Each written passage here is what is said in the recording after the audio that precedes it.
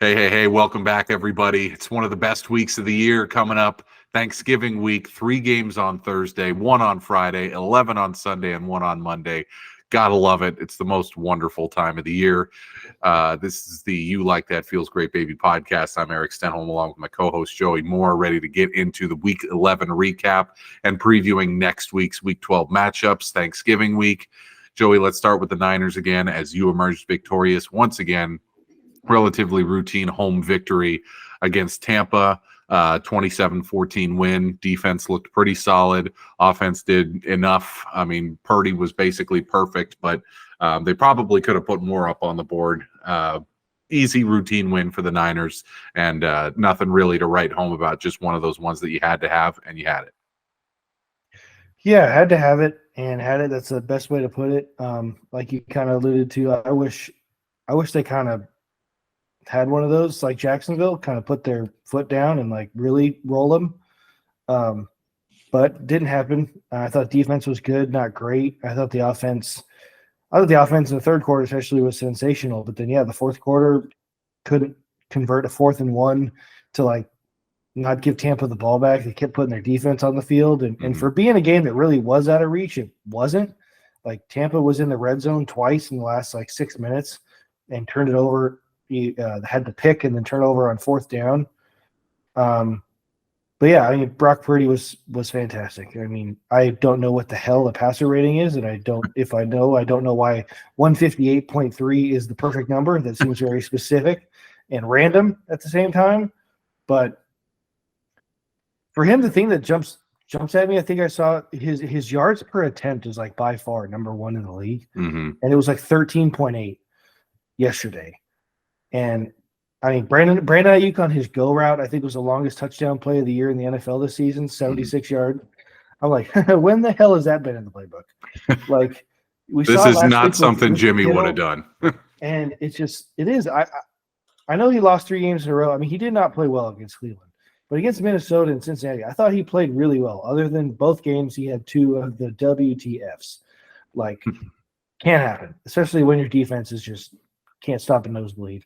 But yeah, I mean, had to have it. Obviously, it was kind of a trap game. Looking forward to this 3-game stretch that is the meat of their season, and would have liked to hit it at 8-2 with maybe that field goal in Cleveland going through. But 7-3, take it. Obviously, you got to hear Hufanga being out for the year is tough. Which the play he got hurt on, he gets torched. And he gets hurt. It's just not a good. He got. It wasn't like when he gets burned in the secondary, which sometimes, unfortunately for him, he's not the best in coverage all the time. But this one, the receiver goes out for like a little swing. I don't know if it was the back receiver or back goes out in the flat, and he comes charging, and guy puts 1 foot, 1 cut, and he goes ankle breaker, and then you're like everyone like, oh, like. Oh my! Immediately, he got like burned, and then it was like, oh, he's hurt too. Like same thing of the Tampa player, right? Jamel Dean, who he got torched, and then he's not moving. It's like double whammy. But yeah.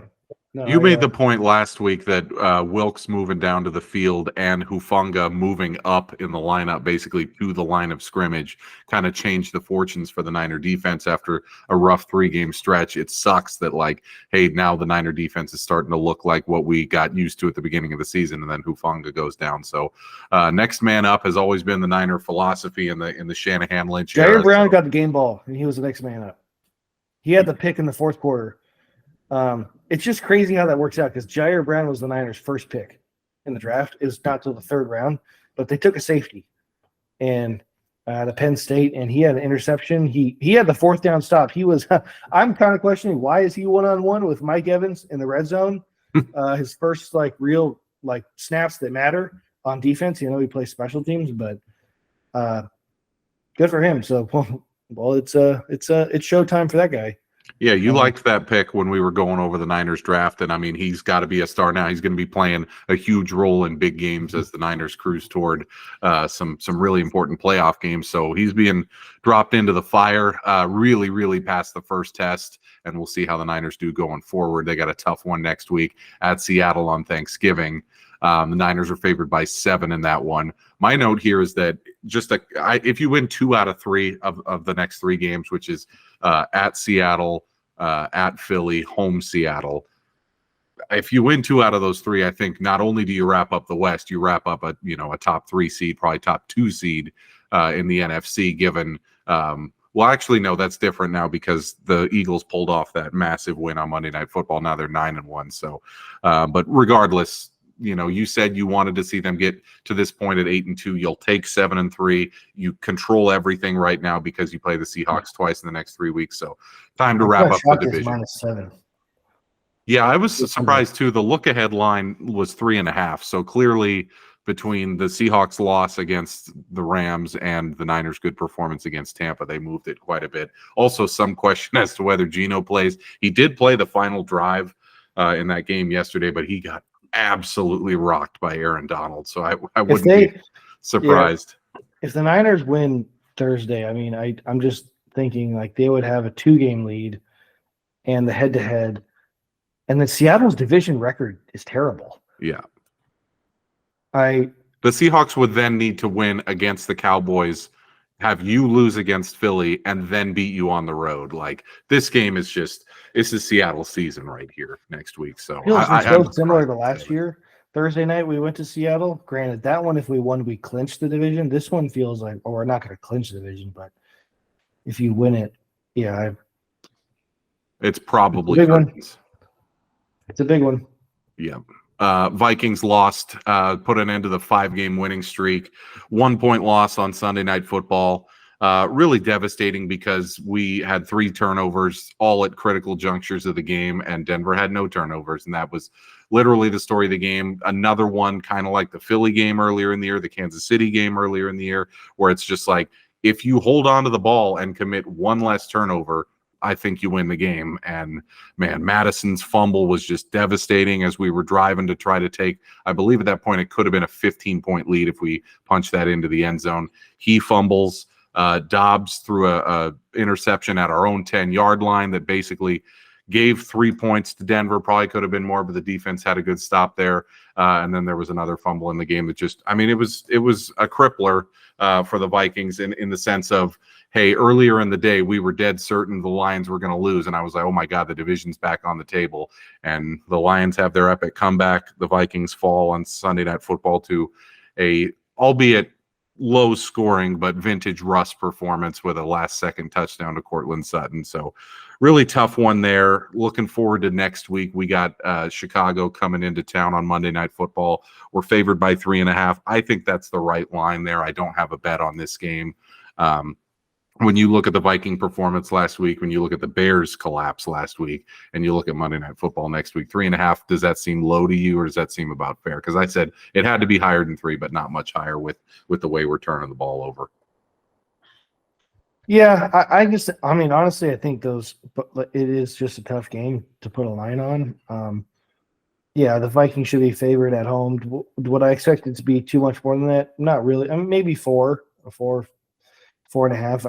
I don't know what I'm getting with Chicago. I mean, they almost beat Detroit in Detroit. Should have beat them, and don't. I don't know whether that's they can play because there's so many points this season they just can't play with anybody. Mm-hmm. But Justin Fields looked decent. He looked good. Until the final drive, of course. Yeah. Which was horrendous. Yeah. The Vikings, I think it's good. Just it's easy to say, but stop turning the ball over. It's literally this is why I'm going to fade Denver not only this week and going forward. I just saw this stat today. They're plus 12 in turnovers in their 4-game win streak. That shit ain't going to continue. You can't have 3 turnovers and give up no turnovers in 4 straight games. Like, very lucky. Obviously, the defense has turned around quite a bit since they got a 70 burger dropped on them. But, I mean, luck will run out. I was like watching it, and then I guess forgot about it. But they showed the game last night. It was like, yeah, turnovers are 3-0. Like Minnesota's turned the ball over 3 times, and I'm like, I think they're winning at the time. I'm like that's just that shouldn't happen. Like that's hard. That's hard The to same do. story as the Philly game earlier in the year, where I believe we turned it over 5 times and Philly turned it over once. So we were -4 in turnovers, only lost the game by 6. Like, I'm so tired of this because it's like, hey, clearly O'Connell is a hell of a coach. Like, we should be probably 8-3 at this point. But we've had bad luck with injuries. We've had horrible turnover luck, and we just got to hold on to the damn ball going forward. Like, it's been more fumbles than picks. That's one thing too. Is like you think, oh, you turn it all over, like you have a maybe Josh Allen, Jameis Winston type, just oh my god, just throwing picks. It's like no, like Jefferson, remember fumbled in the end zone. Madison fumble. It's like Hawkinson fumble. It's like Addison fumble. Yep, yeah, it's like everybody. Yeah, it's just crazy. But I think I read this, but Jefferson's last day to come off IR is next week, right? Oh, he's playing on Monday night, or he's probably done for the year. I was thinking this year, I was like, I don't know. My spidey senses say something's tingling there. He wants that new deal, and I think he's taking it super easy. You know how just like some players, you're like, why are you not back yet? But like, which is fine. Every time that people talk about it, like, oh, it's been like, oh, he's close. He's really close, but like, he will tell you when he's coming back. I'm like, that sounds like a guy who's got a problem. Like, right. I just like Lamar last year. It's starting to feel a little bit like that. It's contract time. It's just, if he doesn't play next week, then you're nervous about, is he going to be on the team next year, which that's a whole discussion for another day, but we got to have this one on Monday Night Football. Dobbs has been fine. I think he's been everything we could ask for once Kirk went down to kind of just shepherd this team to the playoffs, and he's done everything he can. A hell of a backup to Kirk if the Vikings want to keep that intact. Yeah, I think Dobbs will get to be a bridge quarterback somewhere, if not in Minnesota next year, if he keeps this up. He's been great. Let's look ahead to the Thursday games. We got 3 this year. We already went over the Niner one, which is the night game. We're going with Green Bay at Detroit -7.5 is the morning game. This will be the Romo and Nance game. My note was, oh, how the turntables. Like, this was the Detroit getting curb stomped game for goddamn near 20 years. And look at this. Detroit is a 7.5 point favorite at home against their big rival, the Packers, on Thanksgiving morning. Like, Dan Campbell, kudos to you. I can't believe Detroit's in this position where they're basically, I mean, they're 2 or 3 wins away from clinching the division, and we're in week 12. They've put that much distance between them and the Vikes. They're 4 games up on Green Bay. They should easily win this one, right? I don't see any reason why you wouldn't put like Detroit in a tease here, tease them down to 1.5. I did it last week and barely got away with it, but they should win this one. The only thing with them is the suspect defense, but they should blow the doors off Green Bay. The Green Bay sucks, even though they won and beat the Chargers, which that's a whole other conversation. But yeah, I mean, the only thing that's going to stop Detroit right now is Detroit. Maybe, like you said, their defense, but their secondary's weak. That's their only weakness. And I think Goff threw 3 picks yesterday. But early in the game, Goff looked awful, but he, of course, finished strong. He looked like vintage Jared Goff. That throw to make it into a 1-score game was like whatever that was, 30-yard touchdown was just a seed to Jamison Williams. That was a missile. Like, I was like, that's why you went number 1 in the draft. Like, yeah, that's why I just like, still first. Sometimes he gets kind of dogged on him, and like not many people like throw that ball. Novato's own Jared Goff still throwing seeds. But 8 years Detroit, later. I mean, Detroit should roll. I mean, it is. It's so like this used to be like who gets to pound Detroit on Thanksgiving. Like it's been usually they put division games, so it's been like Packers, Bears. I feel like mostly it's been Packers Lions on Thanksgiving. I don't know why. I know the Vikings have played the Lions twice on Thanksgiving in recent years, and they were both just like huge Viking victories where we would do like a Thanksgiving related touchdown celebration, and it was just always a good time. And now it's like if you see Detroit circled on the schedule for Thanksgiving, you're screwed, and that's what Matt LaFleur's heading into. Yeah, no, I mean the only thing stopping them is them because their schedule is. I don't want to say easy. It's not easy. Anyone can beat anybody. But yeah, no, they should roll. Easy dub for Detroit. Yep. Dallas is favored by 11 in the midday game. That's Washington at Dallas. Dallas, I mean, they're in this stretch right now where they've played the Giants, Carolina. Now they play Washington. I mean, 3 just easy games back to back to back. Washington, I mean, their coach should be fired, but they are playing on a Thursday, and apparently it's really logistically difficult to pull that off. So this has got to be Ron Rivera's last game in Washington, you would think, and Dallas will roll here. Yeah, Dallas at home against a bad team, like that's when Dallas comes to play. I mean, they just pound teams at home that suck. Like, they played the Jets earlier this year, Giants. I mean, even just Carolina. even just recent history, I just feel like they are an elite, like front running team. Like, I just, I don't think any of these wins give them really any more confidence to, come to Santa Clara or Philly or even Detroit in the playoffs and win, because like none of those teams are the Jets or Panthers. But I mean, they're playing well. I mean, Dak's playing well. Everyone's playing well because they're playing just shit teams, really shit teams. And this is the next one. Finally changes as they face this, the Eagles and Seahawks. Washington got creamed by the Giants. Yeah, by Tommy DeVito, who still lives with his parents. Like, if that wasn't the nail in Rivera, I don't know. That's why I don't understand. Because Washington has talent. Especially on defense. But even offensively, like Terry McLaurin, like Dotson's decent. I mean, they've always, like, their running backs always been solid. Like Sam Howell, like, I mean, I saw him play against Seattle a little bit. Their offensive line is terrible, but Howell's actually pretty good, I think. I mean, I think he'll be their guy again next year. He's been good enough.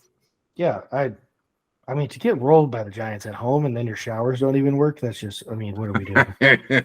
That was hilarious. What are we doing? The curse of Dan Snyder. Like, that's what I'm saying. I like Dan Snyder, like, he doesn't own the team anymore. Like, so, I mean, maybe they haven't, like, cleaned house yet with some of the staff people who maybe didn't care to keep. I don't know. That, like, that's what happened. It's a curse that's going to be hanging over them for a while. And, I don't expect that to be a game. Yeah, me neither. And then the Black Friday one, same thing. Dolphins are favored by 10 at the Jets. Only notable thing to report here is this is the first Black Friday game in NFL history, and Zach Wilson is out. Tim Boyle is in. Trevor Siemian will be the backup quarterback. Zach Wilson's been demoted to third string. Probably over for him as an NFL starting quarterback, and it was a horrendous experience for all involved. Poor Robert Saleh, man. I mean, this was probably his one chance to have success in New York. Rodgers goes down, the whole thing goes kaput, and now Miami coming to town. And again, another game, all 4 that we've gone over so far for Week 12. I think this will be a blowout. Yeah, no, there's no chance. The Jets are cooked. There's no sense in even talking about Rodgers coming back because he shouldn't. They're done. Yeah, I find it so interesting. Zach Wilson, like, lately, Saleh was being asked. He's like, no, he's our guy, like, Zach's our guy. Like, we're going. And then, like, when they bench him, they just, like, put him under the bench. Like, he's the third string, which I'm like. Should have done that last year when they threw the locker room under the bus. Yeah, I don't know. The timing's just odd to me. And then I don't get the he's our guy to third string. I never understand that. Like, you wonder if Saleh will be coaching there next year, because right now I would guess it's 50-50 at best with the way this season. I really think he gets a mulligan on the Rodgers thing. And you think Rodgers will run it back at age 41 and Saleh will be the guy and they'll give it one more shot next year? Okay. I mean, he's earned it. I mean, if there's rumors that are trying to trade for Devontae Adams or Will, like that, I think that's assuming Rodgers is there since they know each other. But yeah, we'll see how it goes. I mean, clearly this year's over for them, and clearly Miami, with Buffalo's recent struggles, is ready to put the pedal to the metal and win that division.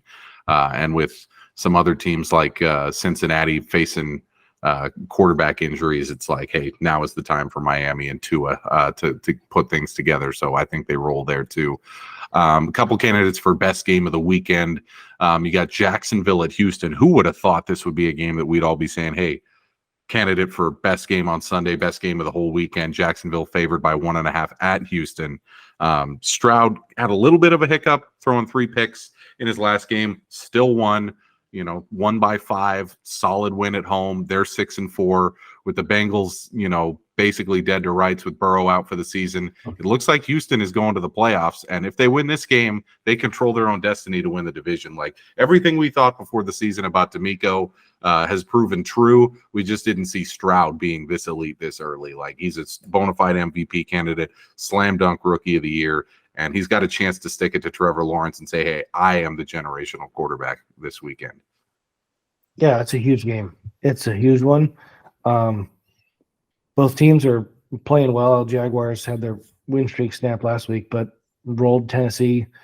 Houston beat Arizona. And yeah, I mean, it's a surprisingly really good game in the AFC South, which I don't think we've been able to say that much, just historically, ever since that division existed. So, it's a great quarterback game. It's a great kind of coaching game. I mean, Doug Peterson, Super Bowl champ against, the new guy, D'Amico, who, I mean, obviously I think is favorite for coach of the year. Yeah, I mean, one of them for sure. I think if Pittsburgh hits the skids, Tomlin's kind of out. If the Vikings would have hung on, yeah. Especially after that fake punt where everybody on the internet was just like, "Oh my God, this guy needs to win, coach." Honestly, that fake punt worked so well. I'm just like, how does everyone else not fake punt it? Like, yeah, go full Madden and just fake punt it every time. That looked so simple. Yeah, I would say it's him or Dan Campbell, probably. I mean, if Dan Campbell, they get the 1 seed in the NFC. Yeah, between those two. But D'Amico's got a hell of a case, especially with coaching a rookie quarterback. There's a bunch of early games that I don't think merit much discussion.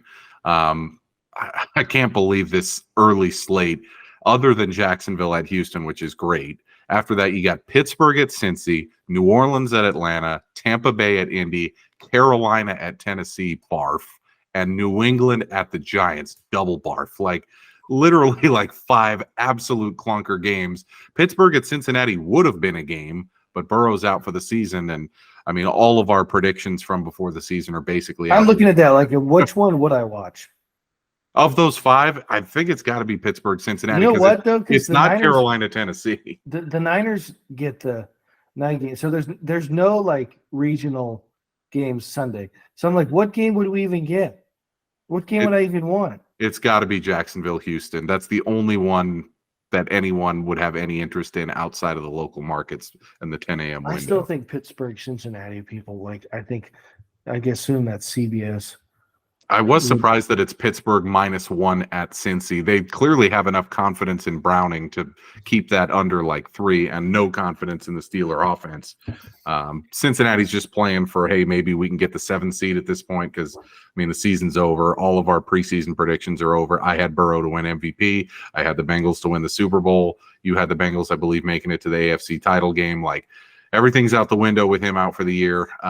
Pittsburgh, everything is falling their way right now other than Baltimore's win. So, Cleveland's quarterback Watson out for the year. Cincinnati's quarterback out for the year.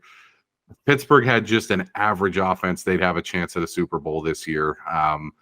Both the games that involve the NFC South teams are really not that interesting. New Orleans at Atlanta. Atlanta's pick 'em, and then Tampa Bay at Indy, where Indy's -2.5. Someone is going to win the NFC South. And it looks like Dallas, in all likelihood, is going to play that team in the playoffs. Like, if you're Dallas and you're looking at that, who is the one you're most afraid of? Because I would say New Orleans, but it's just barely over Tampa. I mean, the answer is none of them. But, yeah, I mean. Flip a coin 3 times. Yeah, I would say the Saints. Probably. I mean. Carr's nothing special. I mean, like the Saints, I mean, we're not going to talk about my pick for the NFC South, but like the Saints should be better than what they are. Like this has been a really tough year for Derek Carr. And just like, because I think Derek Carr's pretty talented, but like, and I used to blame a lot of his struggles on just the fact he's just on the Raiders, which is just a poorly run franchise for most of our life. But he's gone to the Saints, and it's just he looks like he just is terrified. Yeah, it's a lot of the same. Which is really bad if you're playing Dallas. Yeah. They have to win that one against Atlanta. I think they'd be officially on a slide if they lost that one coming off the bye. So New Orleans got to have that one. Let's move to the late window. You got some actual good games here. Buffalo at Philly, easily the best afternoon game. This is McDermott's last stand. Buffalo going into Philly. Obviously, this is going to be a tough game. Philly on a short week, and they just played an absolute slobber knocker on Monday Night Football that was just hard hitting, more defensive than anyone expected. Classic Philly game where they really didn't look like they were going to win it until the end, and then they just out-physicaled Kansas City to get the W. They'll be tired after that one. Some would say this is a good spot for Buffalo coming off of a big win, Philly coming off of a win as well, but on short rest. I still look at Philly here, 3.5. I definitely will put that in one of my picks later. If you have to lean someone here, even with that point total, you probably go Philly, right? Yeah, but I do think it is a good spot for Buffalo. I mean, because this really could have been just a terrible game for them. But they do get the help of the Monday night tough game for, well, I mean, they won, but tough conditions for Philly. Yeah, Josh Allen and Buffalo, so hit and miss. I mean, cool, you beat the Jets. No one cares. Yeah, what happened against Denver? Where was that? I mean, you should have lost to the Giants. Yeah, I mean, it's a huge game for Buffalo. I mean, to kind of, I know, I guess they got their season back on track against the Jets, but they have to win, and quite frankly, Philly needs it too, because Detroit's right there. If Philly loses that game, then you have the Niners next week, who, I mean, for every time I watch Philly, I think Philly is really, really, really good. Every time I watch them, I'm like, there should be more than this. They're an underwhelming 9-1. Yeah, which is fantastic if you're them. It should get better. Yeah, it just.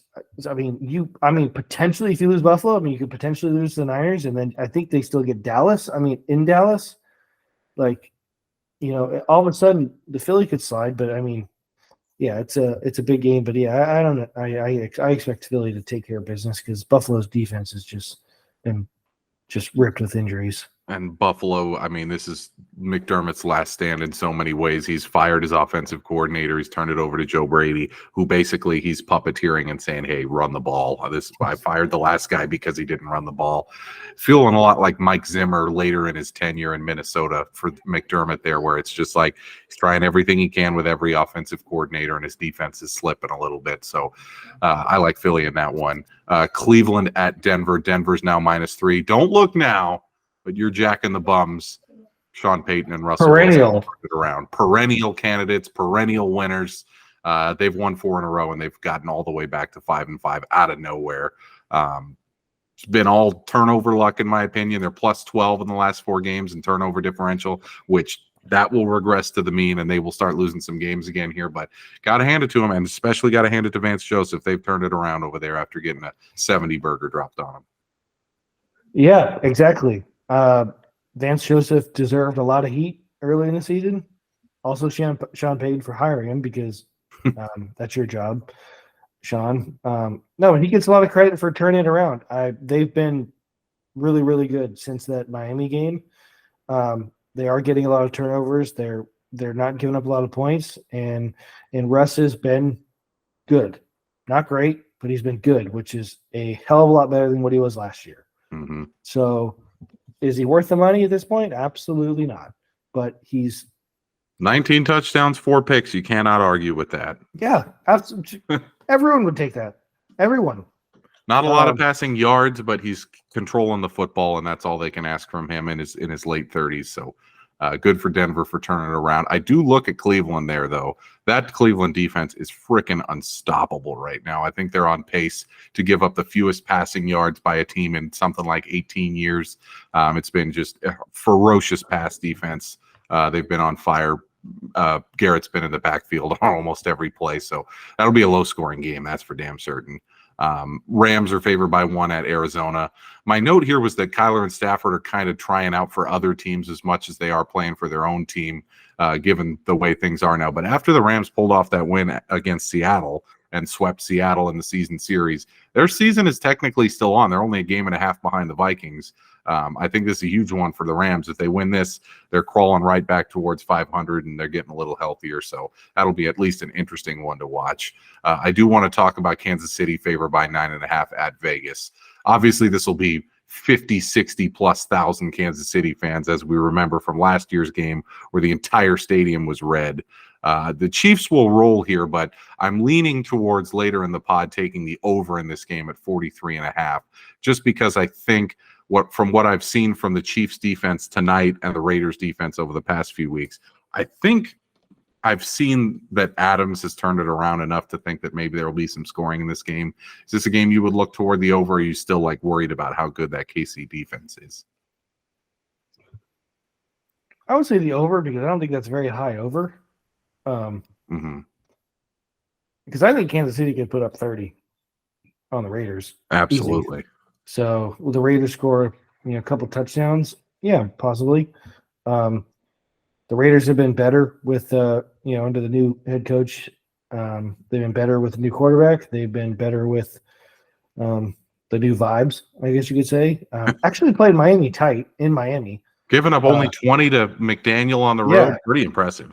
Yeah. No shame there. So hopefully, for the Raiders' sake, they can come home and boy, they've been just owned by Patrick Mahomes and the Chiefs. And again, that stadium being in Vegas, I mean, that is just so, because you don't think every Kansas City fan in the world is like booking that trip every year. Oh, absolutely. Get to stay on the Strip, get to walk to the game. Like, I don't think it's a home game, basically. I don't think that's a small thing. Like, because that's never going to end, Like, no. I mean, the only team, maybe the Chargers in Vegas, don't, because the Chargers, Jaguars. Yeah. I don't know. But Texans. But Denver, especially if they're good, Denver's not far from Vegas. I mean, Vikings are going to be in Vegas in 2 weeks. Really think that'll be quite purple. The folks from Minnesota trying to get out of the cold weather. Especially the NFC teams, because they go there once every 8 years. They're like, this is the chance to go party it up in Vegas and watch Josh Dobbs, the Pastronaut. One last game to go over. Sunday Night Football, Baltimore -4 at the Chargers. How many frickin' times do we need? I've said this every time. Why? Like the Jets, I get it because they expected Rodgers to be there, but why before the season did they say, let's put the Chargers in prime time 5 times in 12 weeks? Who on earth asked for that? We don't want to see this shit. I feel like, because there is a number. Is it 5, the max is for a team? I believe so, and they've hit it already. I mean, I thought they hit it like 2 weeks ago. I feel like I'm seeing them every week on prime time. Well, what a huge game for I don't even I take that back. I wouldn't say it was a huge game for the Chargers, but I feel like that huge game was like 3 weeks ago. Yeah, they screwed the pooch. That huge game was already happened, and you lost. You're 4-6. Yeah, that huge game. I don't know who you played, but I'm pretty sure you lost it. And I'm pretty sure Brandon Staley whined about it post game. Yeah, perfect segue into the Jack and the Bum of the week. A lot of candidates, as always. Ron Rivera's right at the top. I think this week will be his final week coaching in Washington. I think that maybe they even make Bieniemy the interim head coach. I think they're going to get rolled by Dallas this week. They just lost to Tommy DeVito, who lives with his parents. Like, if you give up 30 points to a guy who lives with his parents, an undrafted rookie free agent, probably time to pack it in. He's no longer Riverboat Ron. He's not even like Rowboat Ron. I think he's like Life Raft Ron at this point. He's Castaway Ron. He's Castaway Ron. He's marooned on an island, and it's time for him to go. By the way, I heard this on the Simmons podcast this morning. This is Ron Rivera's 13th season, and only 3 of them have been winning years. Granted, they were 15-1, 14-2, and 13-3. So he's had 3 amazing seasons, but every other season as a head coach has been a losing season. So very unlikely that'll ever happen again in NFL history. A guy having 10 plus losing seasons out of 13 and still continuing to be a head coach. So adios, Riverboat Ron. Justin Fields made this list. He had a great game through 3.5 quarters. And then I just put him on this list because I was so frustrated as a Viking fan rooting for him to beat Detroit. He's got, I think it was 39 seconds left, 2 timeouts, down by 3 after the 2-point conversion. And all he's got to do is march down maybe 35 yards to at least have a chance to kick a field goal. The very first play of that drive, he snaps it. A defender comes off the edge, Aiden Hutchinson. He has no idea that he's coming, and it's not his blind side. It's the side he can plainly see. He gets blasted, fumbles, ball goes out of the end zone, game over. Like the least poise of any quarterback I've ever seen. Other than maybe Zach Wilson, who also makes this list. He was awful again, finishes the year with 5 touchdowns, 7 picks, just an absolute tire fire. That team scored 8 offensive touchdowns in his 11 games there at quarterback. So Zach Wilson, adios to your starting career. You're another nominee. And then the last one I want to throw in here, and this is very controversial, but Travis Kelce was awful tonight.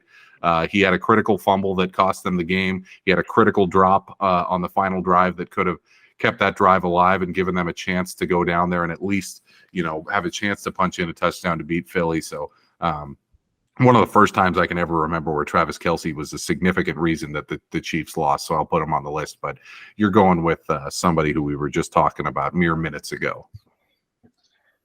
Yeah. Again, fantastic candidates. I'm glad you put Kelce in there because he was awful. Red zone turnover, multiple drops, and like it or not, like there's more heat on you, bud, because we're sick of seeing you and you're now significant other everywhere. Like I'm tired of it. Like I thought you were cool for Kelce. Like, you seem like a decent guy,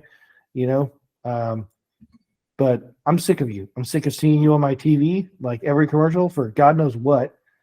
Pfizer, Lowe's, State Farm. Yeah, Credit Experian or something. Like, it's just, I'm tired. Campbell Soup. I'm tired of it. I don't know why.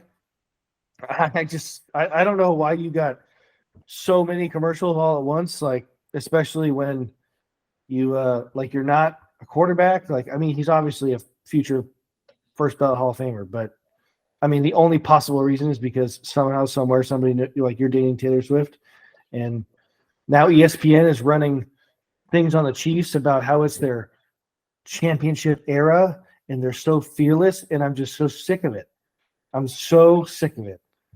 And I could talk myself into making him the bum of the week, but guess what? Someone had a bigger bummer of a week, and they don't have a significant other that's a billionaire who's flying over the world.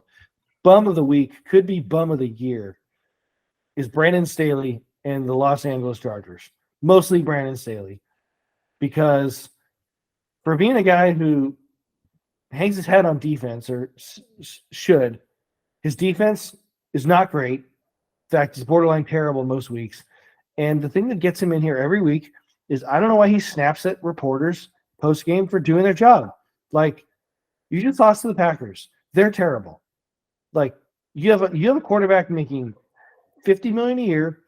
You have, good receiver, good running back. You have good, highly paid defensive players. Joey Bosa, I know he got hurt, but like Khalil Mack, Derwin James, Eric Kendricks, all these guys.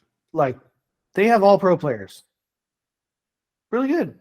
And the Chargers, again, the only thing I could say to defend Brandon Staley is it seems like this is just the Chargers thing, most of their existence. Because, unlike the Browns and Lions and some other just kind of pretty historically poor franchises, they've just not had players other than the Lions had Barry Sanders, Calvin Johnson, a little bit. The Chargers have always had really good players. Mm-hmm. Like Phillip Rivers, Drew Brees, LT, Antonio Gates, like Keenan Allen. Like, they've always had really good players, and they're just not good. And Justin Herbert, some days I think I maybe a little overrated, even though his numbers are off the charts. Justin Herbert was their leading rusher yesterday. He went 8 carries, 73 yards. And Austin Eckler is a holdout. Justin Herbert should never have 8 carries for 73 yards. 9 yards a carry? He was the best player on the field yesterday, and they lost. It was very Shohei Ohtani-esque, where it's like he's just the only good player on this tire fire, where it's just like there's talent, but the organization is so dysfunctional. There's nowhere for him to go. You're a defensive guy, Brandon Staley, and I'm looking at the box score here. Jordan Love, 27 of 40 for 322, 2 touchdowns, no picks. Jordan Love. Let's read the receivers. Last time I checked, Devontae Adams. I mean, hell, Alan Lazard's not even walking through that door. Their leading receiver, Dontavion Wicks. I can't pretend to know who that is. Romeo Dobbs, Jaden Reed, Tucker Kraft, Luke Musk. Christian Watson only had 2 for 21. That's terrible. You're a defensive guy. Aaron Jones missed the whole game, too, with a terrible injury. Exactly. You are so fired, Brandon Staley. Problem is, I think the Chargers, from what I keep hearing, just people talking about them, is like their ownership's pretty cheap, and they're like, apparently Brian Daboll wanted that job, but he apparently asked for too much money in the interview. They're terrible. You don't get to act like that post game, Brandon Staley, because I hate it when Belichick does it, and I think Belichick's had a pretty tough stretch recently, but he's at least won 6 Super Bowls and been to a few more. So he can act like a dick, and you can just shut up and move on to next week, whoever you're playing. Doesn't it feel like he's been the Chargers coach for like 5 or 6 years? This is his 3rd year. It feels like an eternity. Like he's been the coach for like 10. And it just feels that long because every week he has to answer to the media for his latest boneheaded blunder. And you're like, God, how long has this guy been there? When are they going to fire him? Last year after the Jacksonville game, it's like, oh, they have to fire him after that. Surely. He just blew a 30-point lead in a playoff game or whatever. And you're like, nope, he's staying around. He's only been there 2 years. I want to go to this. Look at who is ahead of them in the conference. Raiders, Broncos, Colts, Texans. I mean, now we know the Texans are like decent, right? Yeah. But Bengals. The only teams worse. We're not even going to count the Jets because the Jets got the same record. Well, we'll count the Jets because the Chargers beat the Jets. Fine. Jets, Titans, and Patriots. Only teams worse in the conference. On that kind of roster, it's unacceptable. And you can't blame it on, we don't have home field advantage. Like, it's just poor coaching. And they're like all these other ones, like Denver's ahead of them, but minus 51 point differential. Like Raiders are ahead of them, but minus 40. Chargers are plus 21. And they're still losing. Poorly coached football team. We've been saying it all year. Look at Buffalo's point differential. They're, plus 100 and something, but it's a poorly coached team. Yeah, that's why they're, as far down the standings as they are. So there it is. Joey's Jack in the Bum of the Week for week 11 in the NFL. Brandon Staley on the hottest of hot seats there in LA. Let's go over to my You Like That picks of the week. We had our first poor week of the year, 1-4, although 2 of those losses were by 1 point. We had Seattle -1. They lost by 1.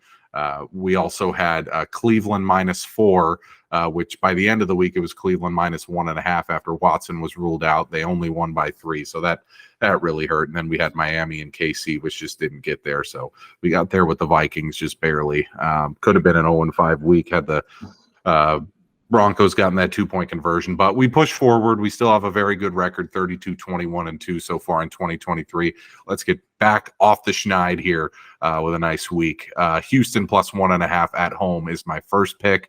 I like D'Amico and CJ at home against Lawrence. Have not seen it from Trevor in a big moment in the NFL yet to this point.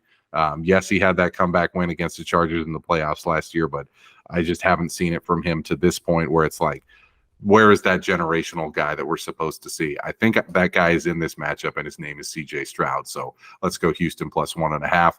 Ugliest game on the schedule. I'm taking the Giants plus 3.5 against New England. They're at home. They're getting 3.5 points against Belichick in this iteration of the Patriots. I know it's DeVito. I know it's the moribund Giants. Give me them catching 3.5 points. I think that's too many against Belichick in a game where the total is 34. Like, give me 3.5 there. I'll take Cleveland plus 3 on the road at Denver. As I said earlier, Denver plus 12 point different or turnover differential in the last 4 weeks. That will turn around, and I think it'll turn around hard here against an elite Cleveland defense. Philly minus 3.5. That's going to rocket up to probably like 6 by game time with how much people are riding high on Philly after beating Kansas City on Monday Night Football and Arrowhead. So I like Philly minus 3.5 there. And then you didn't talk me off it, so I'm sticking with it. Kansas City, Las Vegas over 43.5 is the 5th pick. So there they are. You like that picks for week 12 in the NFL. Houston plus 1.5 at home against Jacksonville. The Giants plus 3.5 at home against the Pats. Cleveland plus 3 at Denver. Philly minus 3.5 at home against Buffalo, and then the Kansas City, Las Vegas over at 43.5. Joey, it's time for your Feels Great Baby, your wildest take you feel best about currently, and you think there's going to be another coach fired this week, and it won't be, or maybe not this week, but at some point this year, and it won't be Ron Rivera, it won't be Brandon Staley, it will be someone else altogether. Well, it should be all three of them, but the one I feel the most confident about, because I think their owner is quite impatient. I think Frank Wright is not only just one and done, he might be half and done. I don't think he's going to last much longer. He's already given up the play calling duties. Bryce Young looks horrendous. They're a mess. They're a colossal mess. CJ Stroud's success is only making it worse, and I think he's done. They're playing Tennessee this week. Imagine Will Levis torches them. Oh, man. Yeah, I think they lose. I can't believe they beat Texans. For their only win this year. I mean, it's a tire fire. And to be fired in your first season and not even finishing the year, that's called the Nathaniel Hackett special or the Urban Meyer special. You think it's been that bad to this point? They're just getting destroyed every week. And as an offensive guy, they're terrible offensively. I think their offensive personnel is awful, but still, giving up the play calling was a huge red flag to me. And I don't like the camera to cut to coaches on the sideline and then to just have this I don't know, just Bob Melvin look on their face. The blank stare. And every time they put the camera on him, every time I've seen like a highlight or, NFL Network shows something, he's just boop, and that'd be another one. I think another coach they're paying, because they must still be paying Matt Rule. Absolutely.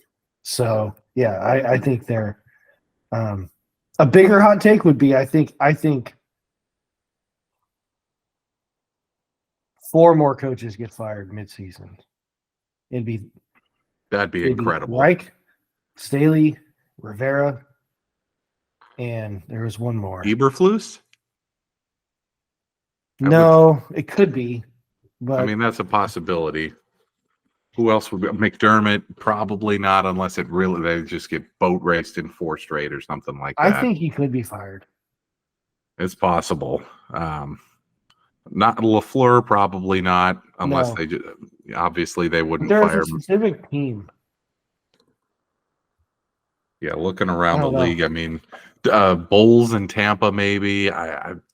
It would be tough. I think they'll get to 3, no doubt. I think 3 will get fired, and I think 2 may get fired next week in Rivera and Staley. Jonathan Gannon could be a one and done, but they'll give him the full season terrible. at least. Yeah.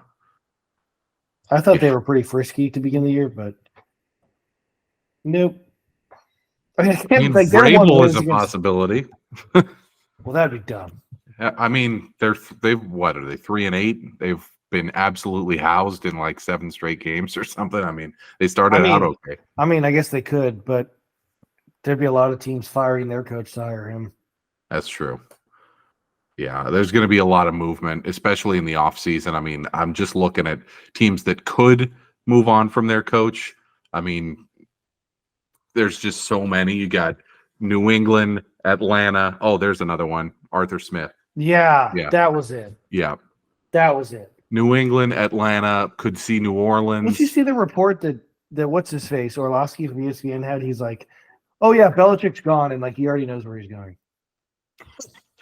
Yeah, I mean, he knows where he's going. He's going to some raggedy ass neighborhood in Boston to hang out with his new girlfriend. Jesus, you see that story on TMZ? No.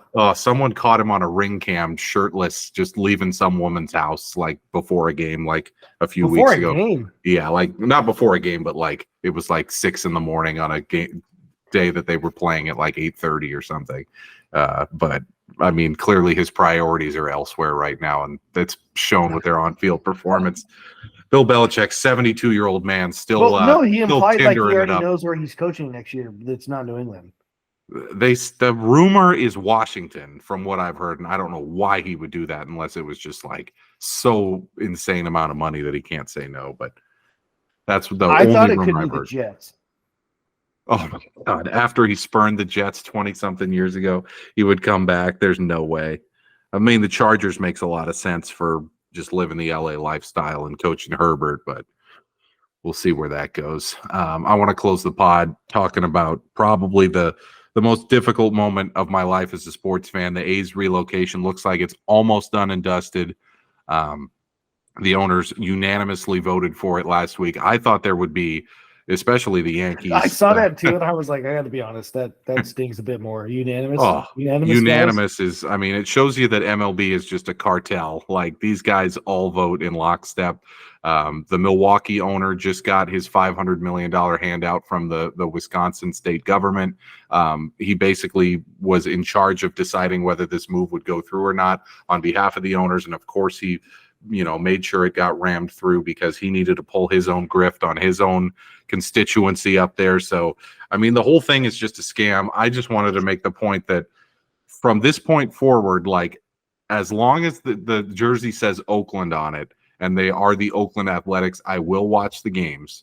But the second that it switches over, not only is that it for me watching the A's, that's it for me watching MLB baseball writ large. I will never go to another Major League Baseball game. I will never watch another one on TV. Not one penny of the money I've earned in my life will go towards anything Major League Baseball related. Maybe I watch minor league or college or foreign baseball or something if I ever get the itch.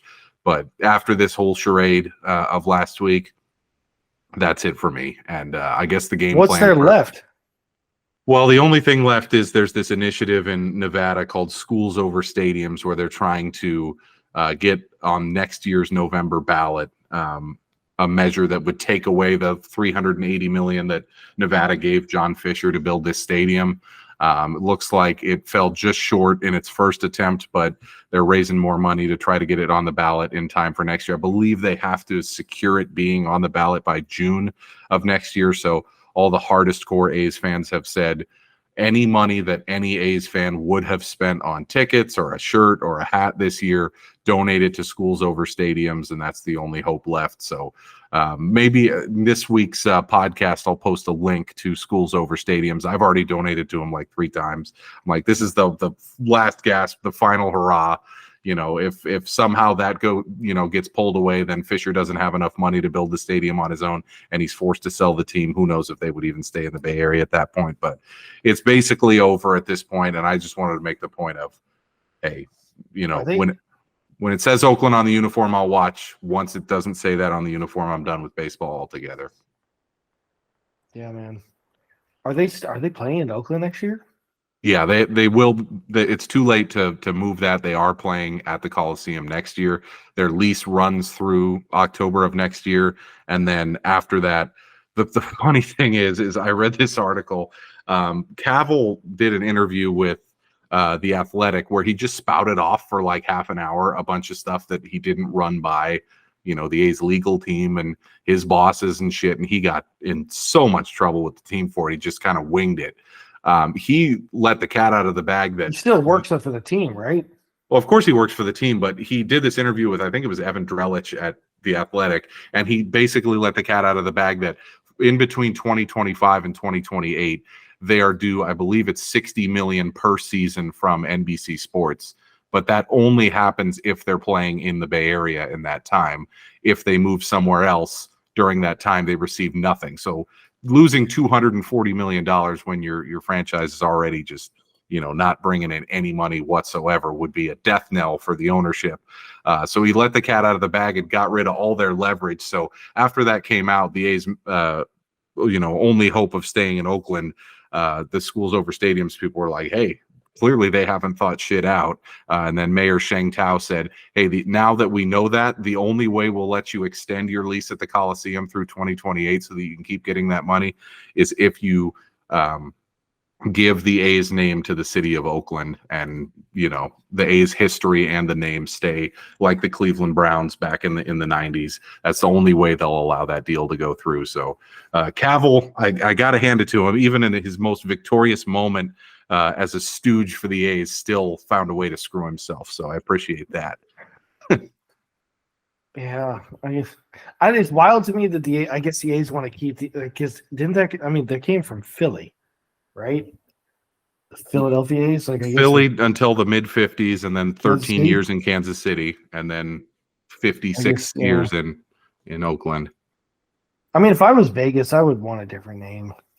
Like they want a different owner. They want an expansion team. They don't want this guy. That would be the best.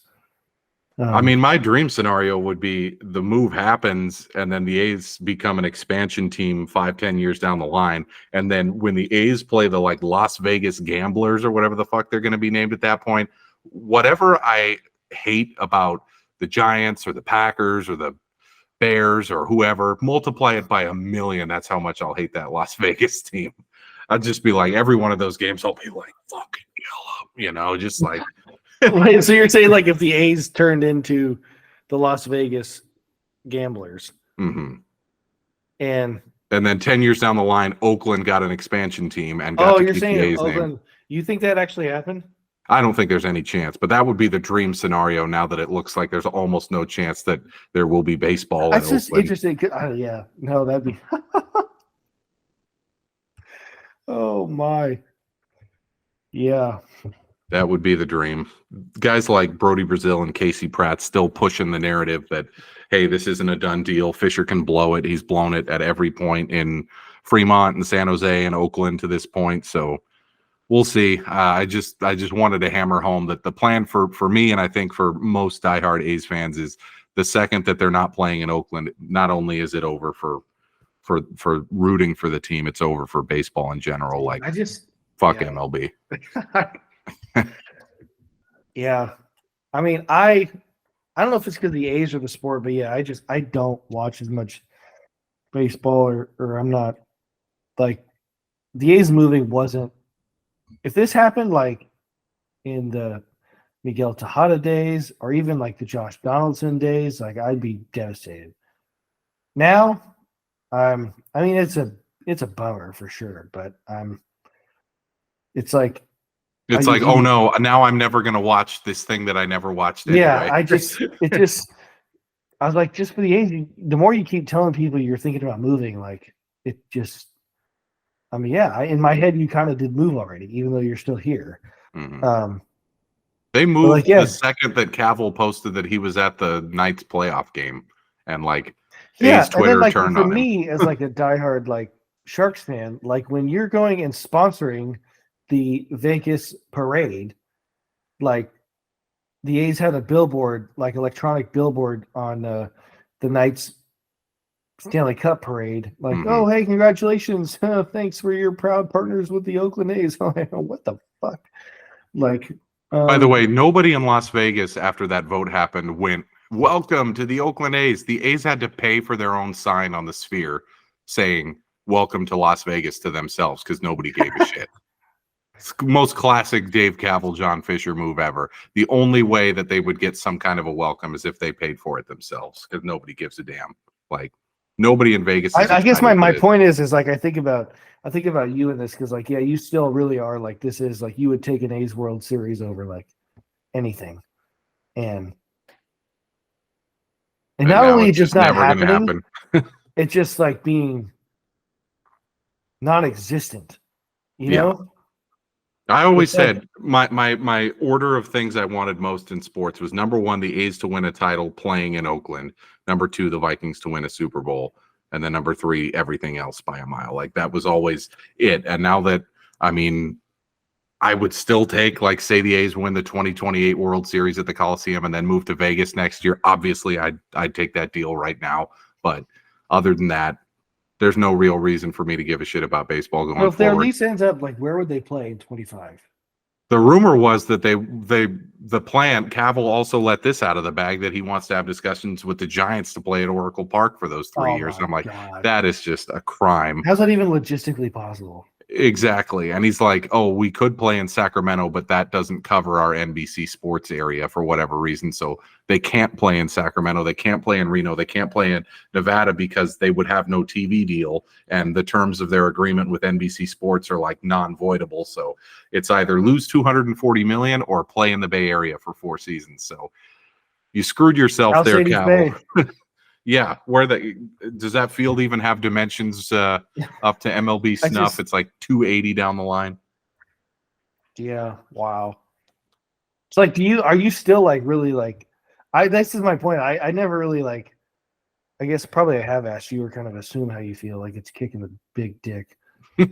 But yeah, like it's devastating. I still follow all the minor transactions and the off season and, you know, prospects and all that stuff, but literally I can switch that off immediately. Like, say they really do play next year in Oakland, and then after that somehow find some loophole and they move to Reno, or they play at Oracle Park, or they play at, you know, Raleigh Field in Sacramento or whatever. That's it. I'm out. Like, I am out. So, and it won't be that hard to be out, because like, really, I didn't watch any World Series this year anyway. I don't give a shit about anything outside of the A's when it comes to baseball. So, you know, it'll be easy to turn off. I mean, imagine if the Sharks moved to Winnipeg or something, moved to fucking Manitoba. You'd be like, I think you'd be done with hockey, wouldn't you?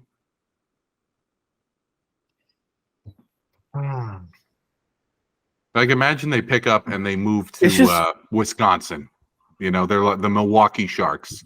You're probably I would have to think you would at least be mostly out on the NHL. I don't know.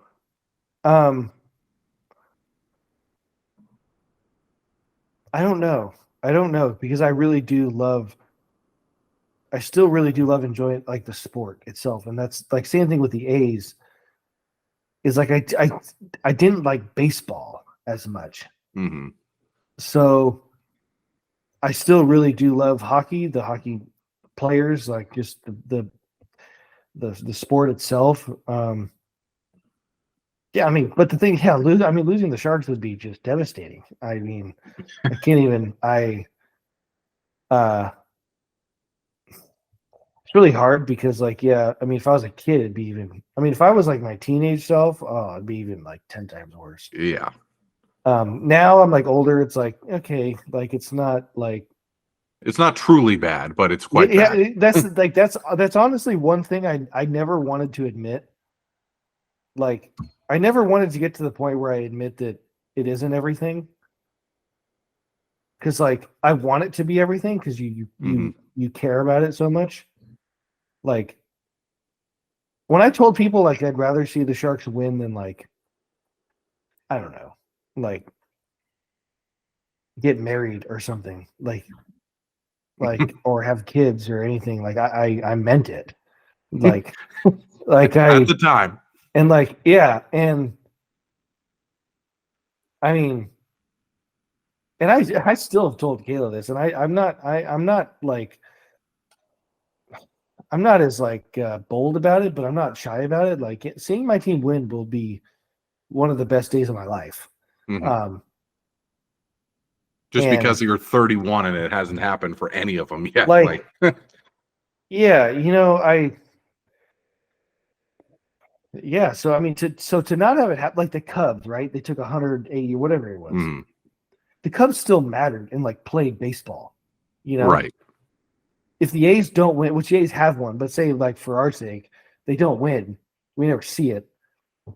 It's like we didn't have like hundreds of years of like going to games with kids or like talking about it or like it's like no, it just never happened. Just they're gone. Went away, like. again, it's what I said like a while ago. Like it just reaffirms the thing you don't want to admit, especially when you get older as a fan. As a kid, you really don't understand how like this isn't just some league destined on Earth. Like, right. It's a bunch of billionaires who own like it's not Companies, just this utopia thing. It's big business, and like it's their little chess pieces, and whether you like it or not, they can move those chess pieces anywhere they want. And to be honest, like I guess if you own the team, like if I own something, like I'm gonna do whatever the hell I want with it. Like, would I probably maybe do some shady things? I mean, I don't think I would, but like you get involved, elites live a different life. They just do. These rich people, like John Fisher's quote last week when confronted by A's fans at the owners' meetings, he goes, "I am doing the right thing." Like, this is a guy who thinks he's doing the right thing and thinks he's a good person and doesn't realize that literally everyone hates him. Like, he's in his own little world. Business-wise, maybe he is. I don't know. I'm not a businessman. Maybe he will. This is a better business decision to move the team to Vegas. But when you're one of us and you're not in the business, and like this doesn't pay our bills, this doesn't like make our marriage any better. It doesn't cure our sickness. It doesn't nothing. It does nothing productive for our lives other than provide entertainment. And like I tell you all the time, I wish people who didn't watch sports really could understand what it's like being a diehard. I don't know if there's anything like it. To have something that has nothing to do with you to control so much of your life. It's and you can't just turn it off, and people don't understand that. It's like, yeah, you can turn it off in my case if the A's move, but like I'll never not watch the Vikings game. I don't care if I'm 87 years old. Like I'm going to watch every Vikings game that I can watch. Like it's just, and people don't understand. If you don't watch football, like what did you do yesterday? Like if you're not a football, what do you do on Sundays in the fall? Yeah, you go on a walk, pick some apples. Go bird watching. Yeah. Oh, I just saw a spotted warbler. Like, it's wild. Such is the life of a sports fan. The ups and downs. Hopefully, there's some way the A's can stay in Oakland because that would make my year. But until then, I got to root for Josh Dobbs. That's my lot in life at the moment. So we'll see if the Pastronaut can get it back on track next week on Monday Night Football for the Vikes. We'll see if the Niners can basically wrap up the division with a win in Seattle on Thanksgiving night. We'll be back next week to discuss all that with you here on the You Like That Feels Great Baby podcast. Happy Thanksgiving, everybody. We'll see you next week.